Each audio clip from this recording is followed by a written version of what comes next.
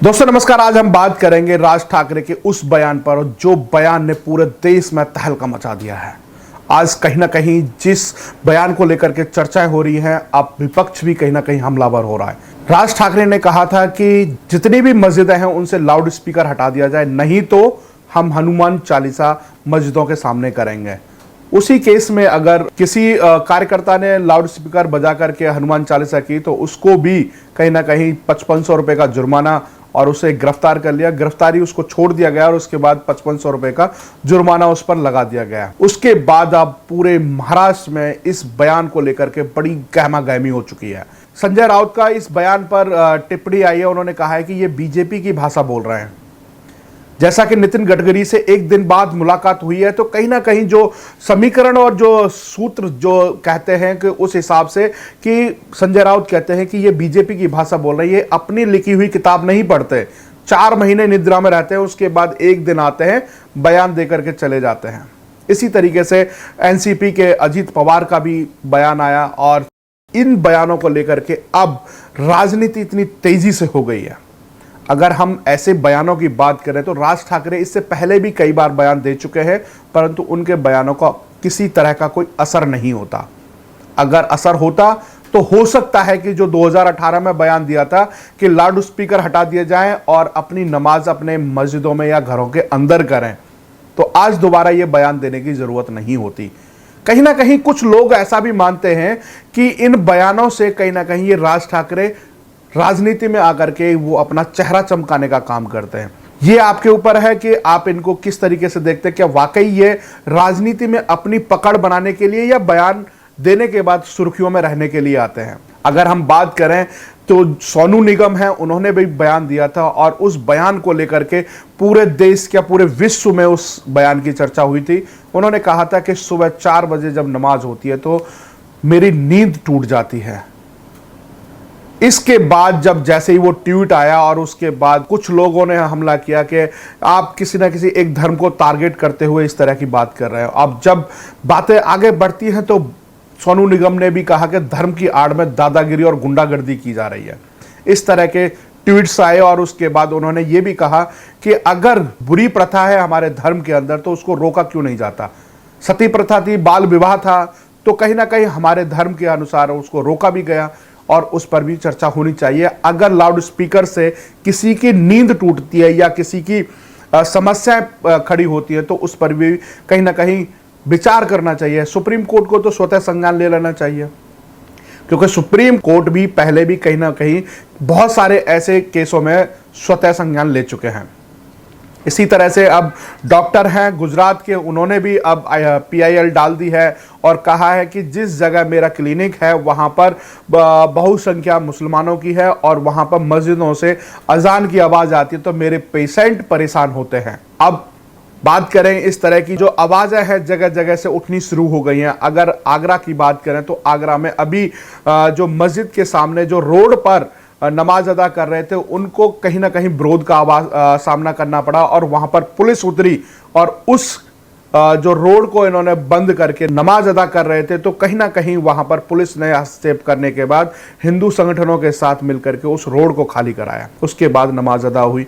अब सबसे बड़ी बात है कि बहुत सारे लोग हैं, या फिर हम मुस्लिम स्कॉलर्स की भी बात करें तो बहुत सारे हैं इस तरह की बात करते हैं कि जब किसी धर्म की पूजा अगर हम अपने घर पर बैठ के कर सकते हैं तो आखिरकार हमें रोड ब्लॉक करके क्यों करनी चाहिए।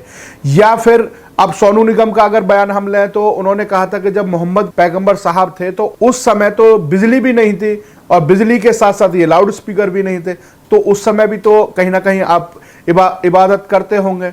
तो अगर उस समय के हिसाब से देखा जाए तो ना तो माइक्रोफोन लगते थे, ना फिर लाउड स्पीकर पर किसी तरह की कोई पूजा होती थी किसी भी धर्म की, तो आखिरकार लाउड स्पीकर लगा करके क्या जताना चाहते हैं, ये सबसे बड़ा सवाल है। अगर हम बात करें 1990 कश्मीर की तरफ चलते हैं तो वहां पर लाउड स्पीकरों से कहीं ना कहीं आवाजें लगाई गई थी, जैसा कि जो नारे भी लगाए गए थे वहां के कश्मीरी हिंदू जो बोलते हैं, तो वो कहीं ना कहीं वो प्रयोग या संयोग तो नहीं, परंतु सबसे बड़ी बात है कि अगर करौली के अंदर हिंदू नववर्ष पर अगर बाइक रैली होती है और वहां मस्जिद के सामने से निकलते हैं तो इनके ऊपर पथराव कर दिया जाता है। अब आप ये समझ लेना कि एक जगह आप रोड ब्लॉक करके नमाज अदा कर सकते हैं, गुरुग्राम में आप उसके लिए लड़ सकते हैं, और नोएडा सेक्टर 58 में खुले पार्क में नमाज अदा करने के लिए आप अपना हक बता सकते हैं, परंतु करौली के अंदर अगर आप हिंदू नववर्ष पर बाइक रैली करोगे तो आपके ऊपर पथराव कर दिया जाएगा। वहां आपकी स्वतंत्रता नहीं है। और इसी तरीके से वहां के मुख्यमंत्री का बयान है, जो भी दोषी होंगे उनके ऊपर कड़ी कार्रवाई होगी। कौन सा तीर मार लिया वहां के मुख्यमंत्री साहब ने? ये तो सभी कहते हैं कार्रवाई होनी चाहिए थी। अब कहीं ना कहीं वहां पर 600 पुलिस वाले वहां पर लगा करके वहां की शांति व्यवस्था को कायम करने में वहां की कोशिश की जा रही है। सबसे बड़ा सवाल और बवाल अब कहां खड़ा होता है वो सोचने की बात है। अगर मुख्यमंत्री योगी आदित्यनाथ शपथ लेते हैं तो गोरखपुर में पथराव हो जाता है। अगर अमरोहा की बात करें तो वहां पर भी पथराव हो जाता है। अगर हम कुशीनगर की बात करें तो बाबर अगर मिठाइयां बांट रहा है तो उसके ऊपर आपने देख लिया कि उसको छत से फेंक दिया जाता है, मार दिया जाता है उसको। और जब योगी जी उसकी मां से बात करते हैं तो कहते हैं कि मैं बाबर की तरह आपका बेटा बोल रहा हूं, तो कहीं ना कहीं उसकी मां को तसल्ली होती है। परंतु जितने देश के अंदर अगर राष्ट्रवादी बात अगर मुसलमान करता है तो वो कहीं ना कहीं हिंदुओं की तरह वो काफिर हो जाते हैं या फिर कट्टरवादियों के निशाने पर हो जाते हैं। अब ये सवाल और बवाल कहां पैदा हो रहा है ये सोचने की बात है। अब कहीं ना कहीं करौली की घटना होती है तो वहां पर पीएफआई का कहीं ना कहीं एक स्टेटमेंट आया और उसके बाद वहां के एसएसपी को भी बताया गया, परंतु उस पर किसी तरह की कोई कार्रवाई नहीं हुई। आज अगर इन बातों की चर्चाएं हो रही हैं तो कहीं ना कहीं जो कट्टरवाद और नफरत जैसी बातें हो रही हैं उस पर किसी तरह से कोई लगाम तो लगना चाहिए। अगर हम गोरखपुर की बात करें तो एक पीएससी के जवान पर धारदार हथियार से हमला कर दिया गया और नाम अहमद मुर्तजा, और आईआईटी का स्टूडेंट मुंबई में पढ़ के आए। वो किस तरह की केमिकल की पढ़ाई करके आए ये सोचने की बात है। अगर कोई सड़क छाप कोई गुंडा हो तो एक बार को समझ में आता है, मंदिर के अंदर घुसते हैं, नारेबाजी करता है और पुलिस के ऊपर धारदार हथियार से हमला कर देता है। गंभीर रूप से घायल हुए पीएससी के जवान, बड़ी मुश्किल से वो काबू में आया, उसके बाद अब उससे उगलवाया जाएगा। ये सोचने वाली बात है कि आखिरकार जितनी भी घटनाओं पर चर्चा हुई उन घटनाओं में सिर्फ एक ही धर्म क्यों आ रहा है? ये सबसे बड़ी बात है। क्या नफरत पैदा की जा रही है या पहले से ये इतनी नफरत भरी हुई थी जो अब निकल के आ रही है? ये सोचने की बात है। अगर आप हिंदू नववर्ष मनाओगे तो आपके ऊपर पथराव कर दिया जाएगा। आप रोड ब्लॉक करोगे तो शासन प्रशासन आकर के आपकी सुरक्षा करेगा। यह भी सबसे बड़ी बात है।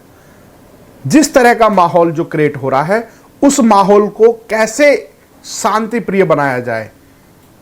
वैसे तो नारेबाजी तो बहुत साल से हम सुनते आ रहे हैं, हिंदू मुस्लिम सिख ईसाई हम चारों हैं भाई भाई। अब वो भाई भाई वाला मैटर कहां गायब होता जा रहा है और गंगा जमुना तहजीब वो कहां दिखाई दे रही है? आखिरकार ऐसी बयानबाजी और इस तरह के जो नारेबाजी हैं और जिस तरह की जो घटनाएं हो रही हैं इन पर विचार जरूर करना पड़ेगा। अगर विचार नहीं होगा तो हो सकता है कि ये चीजें और नफरत में फैल जाएं, और नफरत के साथ साथ जिस तरीके से विपिन रावत जी ने कहा था कि हमें 2.5 मोर्चों पर लड़ना होगा, चीन के साथ, पाकिस्तान के साथ और फिर आधा ग्रह के साथ, जो आधे लोग घर में बसे हुए हैं उनके साथ हमें लड़ाई लड़नी पड़ेगी। तो कहीं ना कहीं ये सोचने की बात है। और ऐसी खबरों के लिए आप हमारे साथ जुड़े रहिएगा। जय हिंद, जय भारत।